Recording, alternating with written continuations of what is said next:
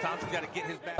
I couldn't tell you how many times I hear, why do you do this? You know, you're getting punched in the face. Like, how could that be fun? But I mean, I couldn't tell him. I don't know. It's just what I love to do.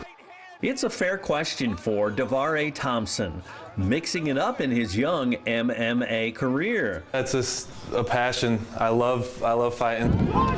A 2015 Prophetstown High School grad, Erie P-Town Panther fans will remember Thompson as a true star in more traditional sports venues. I remember being at state and track my senior year. You know, it's the last sport. It was a 4x4, so I hand the baton off, and then it was just like that. You know, everything, all I've ever worked for is kind of gone. Those competitive juices are flowing again to an overflowing level of joy for Thompson in a place lovingly known as the Scrap Shack, somewhere in Lyndon, Illinois. It is what it is.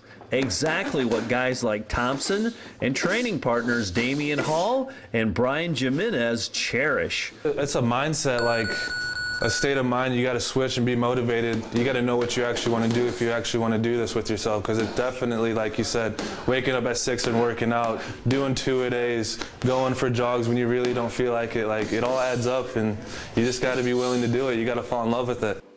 There's a real sweetness to Dvaree Thompson's view of mixed martial arts and all it demands, from the grind of the dimmer lights at the Scrap Shack to the bright lights of fight night. Training, always hard work.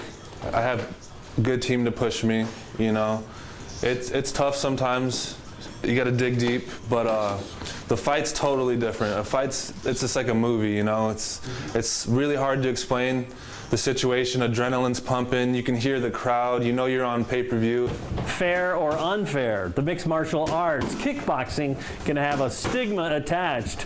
Thompson says that's okay, but he also adds that the training, the drive, the fitness level required has enhanced many areas of his life.